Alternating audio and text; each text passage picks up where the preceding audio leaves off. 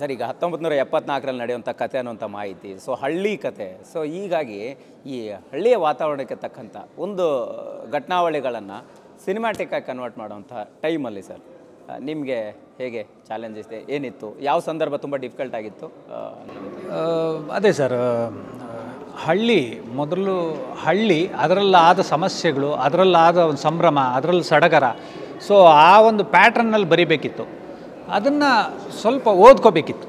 ಆಗಿನ ಕಾಲಘಟ್ಟದಲ್ಲಿ ಏನಿತ್ತು ಏನಿರಲಿಲ್ಲ ಅದನ್ನೆಲ್ಲ ನೋಡಿಕೊಂಡು, ಮತ್ತು ಪಾತ್ರಗಳು ಎಷ್ಟು ಚೆನ್ನಾಗಿ ಜಡೇಶ್ ಸಾರು ಮತ್ತು ತರುಣ್ ಸಾರು ಆಯ್ಕೆ ಮಾಡಿದರು ಅಂದರೆ ಪ್ರತಿಯೊಂದು ವಿಭಾಗನೂ ಕೆಲಸ ಮಾಡಿದೆ. ಕ್ಯಾಸ್ಟಿಂಗಲ್ಲಿ ತರುಣ್ ಸಾರ್ ತುಂಬಾ ಗ್ರಿಪ್ ಇರೋವಂಥವ್ರು. ಅವರು ಈ ಪಾತ್ರ ಇವ್ರು ಮಾಡ್ತಾರೆ ಅಂದಾಗಲೇ ಫಿಕ್ಸ್ ಆಗಿಬಿಟ್ಟಿರ್ತಾರೆ ಅವರು ಇಷ್ಟು ಚೆನ್ನಾಗಿ ಮಾಡಿಸ್ಬೇಕು ಅಂತ.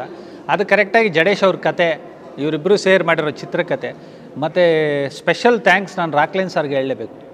ನೈಜವಾಗಿರೋ 70ರ ದಶಕದ ಒಂದು ಹಳ್ಳಿನ ಒಂದು ಸೆಟ್ಟಾಗಿ ಮಾಡ್ರಿ ಅನ್ನೋದು ಇದೆಯಲ್ಲ. ಮತ್ತು ಸೆಟ್ ಅಂದ ತಕ್ಷಣ ಎಲ್ಲೋ ಒಂದು ಕಡೆ ಆರ್ಟಿಫಿಷಿಯಲ್ ಅನಿಸುತ್ತೇನೋ ಅಂತ. ಬಟ್ ಆರ್ಟ್ ಡಿಪಾರ್ಟ್ಮೆಂಟ್ ಎಷ್ಟು ಚೆನ್ನಾಗಿ ಕೆಲಸ ಮಾಡಿದೆ ಅಂದರೆ ರಿಯಲಿ ನಾವು ಹಳ್ಳಿಲೇ ಇದ್ದೀವಿ ಅನ್ನೋ ಥರದ್ದು.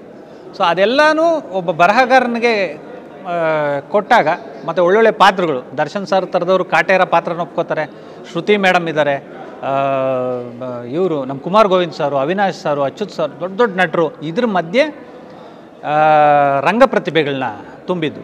ಸೊ ಇಬ್ಬರನ್ನು ಶಫಲ್ ಮಾಡಿರೋಂಥ ಇದು. ಪ್ರತಿಯೊಂದು ಪಾತ್ರ ಹೆಸರುಗಳು, ಪುಟ್ಟರಾಜು, ಚೊಂಗ್ಲ, ಮಾದೇವ, ಈ ಥರದ್ದು ಒಂದಷ್ಟು ಹೆಸರುಗಳು ಬರುತ್ತೆ. ಸೊ ಎಲ್ಲನೂ ಕೊಟ್ಟಾಗ ನಾನು ಅದರಲ್ಲಿ ಸಹಜವಾಗಿ ಒಂದು ಕಥೆ ಆಗುತ್ತೆ, ಸ್ಕ್ರಿಪ್ಟ್ ಆಗುತ್ತೆ, ಸ್ಕ್ರೀನ್ ಪ್ಲೇ ಆಗುತ್ತೆ. ಸೊ ಡೈಲಾಗ್ ಅಂತ ಬಂದಾಗ ಈಗ ಸುಮಾರು ಸಿನಿಮಾಗಳೇ ದರ್ಶನ್ ಸರ್ ನೋಡಿರ್ತಾರೆ. ಸೊ ಅವರ ಅಭಿಮಾನಿಗಳಿಗೆ ಮತ್ತಿನ್ನೇನಾದರೂ ಹೊಸದು ಕೊಡಬೇಕನ್ನೋಂಥ ದೊಡ್ಡ ಕುತೂಹಲ ಇರುತ್ತೆ. ಸೊ ಅದೇ ಕುತೂಹಲದ ಜೊತೆಗೆ ಚಾಲೆಂಜ್ ಇದ್ದಂಥ ನಿಮಗೆ ಸೊ ಸರ್ ಏನು ಸಜೆಸ್ಟ್ ಮಾಡಿದರು ಅನ್ನೋದು? ಅವರು ತರುಣ್ ಸರ್ ಕತೆ ಹೇಳಿದ ತಕ್ಷಣ ಅವರು ಎಷ್ಟು ಚೆನ್ನಾಗಿ ಕತೆನ ಸಿಂಗಲ್ ಟೇಕಲ್ಲಿ ಓಕೆ ಮಾಡಿದ್ದಾರೆ. ಓಕೆ ಮಾಡಿ ಅವರೆಷ್ಟು ಅದರಲ್ಲಿ ಜೀವಿಸ್ಬೇಕು ಪಾತ್ರದಲ್ಲಿ ಅಂದ್ಕೊಂಡಿದ್ದಾರೆ ಅಂದರೆ, ರೆಫರೆನ್ಸ್ ಟೈಟ್ಲ್ ಬೇರೆ ಇತ್ತು, ಅದು ಬೇಡ ಇದನ್ನ ಇಡ್ರಿ ಅಂದ್ಬಿಟ್ಟು ಕಾಟೇರ ಟೈಟ್ಲ್ ಕೊಟ್ಟಿದ್ದೆ ದರ್ಶನ್ ಸರ್. ಸೊ ಆ ಪಾತ್ರಕ್ಕೆ ನಾನು ಹಿಂಗೆ ಕಾಣಿಸ್ಕೋಬೇಕು, ಕಾಸ್ಟ್ಯೂಮಿಂದನೂ ತರುಣ್ ಸರ್ ವರ್ಕ್ ಮಾಡಿದರು. ಸೊ ಅದರಲ್ಲಿ ಅವರು ಕಾಣಿಸ್ಕೊಂಡು ಪ್ರತಿಯೊಂದು ಹೆಜ್ಜೆನೂ ಟೀಮ್ ಜೊತೆ ಇದ್ದರು. ಎಲ್ಲೂ ಅದೊಂದು ಸ್ಟಾರ್ಡಮ್ ಇದೆಯಲ್ಲ, ಅದು ಕಾಟೇರ ಅನ್ನೋ ಪಾತ್ರಕ್ಕೆ ಆಗ್ತಿರಲಿಲ್ಲ. ಕಾಟೇರ ಒಬ್ಬ ಹಳ್ಳಿಗ. ಸೊ ಆ ಪಾತ್ರದಲ್ಲಿ ಅವ್ರು ಜೀವಿಸಿರೋದು ಅದು ನಿಜಕ್ಕೂ ನಮಗೆ ಖುಷಿಯಾಗುತ್ತೆ. ದೊಡ್ಡ ಸ್ಟಾರು ಕಾಟೇರ ಥರದ ಪಾತ್ರ ಮಾಡಿದಾಗ. ಮತ್ತು ಮಾಸ್ ಅಂತ ಬಂದಾಗ ದರ್ಶನ್ ಸಾರ್ಗೆ ಏನು ಅದೊಂದು ಸ್ಟ್ಯಾಂಡರ್ಡ್ ಇದೆ, ಅದನ್ನು ಮೀರಿದೆ. ಅದಂತೂ ಚೆನ್ನಾಗಿದೆ. ಇದೆ ಸರ್, ಸಹಜವಾಗಿ ನೀವು ಕೂಡ ಸುಮಾರು ಸ್ಟಾರ್ಗಳಿಗೆ, ಅಂದರೆ ನಮ್ಮ ಕನ್ನಡದ ಬಹುತೇಕ ಸ್ಟಾರ್ಗಳಿಗೆ ಅದೇ ರೀತಿಯ ಮಾಸ್ ಇಮೇಜ್ ಇರ್ತಕ್ಕಂಥ ಸ್ಟಾರ್ಗಳಿಗೆ ಡೈಲಾಗ್ಗಳನ್ನು ಬರೆದಿದ್ದೀರಾ. ಸೊ ಅದನ್ನು ಮೀರಿ ಮತ್ತೆ ಬದಲಾವಣೆ ಮಾಡುವಂಥ ಹಂತ ಇದು. ಸೊ ಹಾಗಾಗಿ ಈ ಸಿನಿಮಾ ಪರ್ಟಿಕ್ಯುಲರಾಗಿ ಸಾಗುವಂಥ ರೀತಿ ಆಗಿರ್ಬೋದು, ಮತ್ತು ಅಭಿಮಾನಿಗಳಿಗೆ ರೀಚ್ ಆಗುವಂಥ ರೀತಿ ಆಗಿರ್ಬೋದು, ಅದರ ಮಧ್ಯ ನಿಮ್ಮ ಸಂಭಾಷಣೆ ಹೇಗೆ ಕನೆಕ್ಟ್ ಆಗ್ತಾ ಹೋಗುತ್ತೆ ಅಂತ?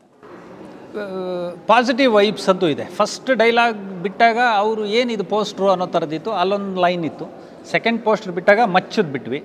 ಸೊ ಹಿಂಗೆ ಒಂದೊಂದು 2 ಡೈಲಾಗಲ್ಲೇ ಇಲ್ಲ ಏನೋ ಸ್ಕೋರ್ ಇದೆ ಅಂತ ಹೇಳಿದಾಗ, ಇನ್ನು ಕತೆ wise, screenplay wise, scenes wise ಬಂದಾಗ ತುಂಬಾ ಚೆನ್ನಾಗಿದೆ. ಮತ್ತು ಇವ್ರಿಗೆ ಆಪೋಸಿಟ್ಟಾಗಿ ಏನಿರ್ತಾರೆ ಪ್ರತಿಯೊಬ್ಬ ಕಲಾವಿದನೂ ಅಷ್ಟೇ ದೊಡ್ಡ ಮಟ್ಟದ ಇದಿದೆ.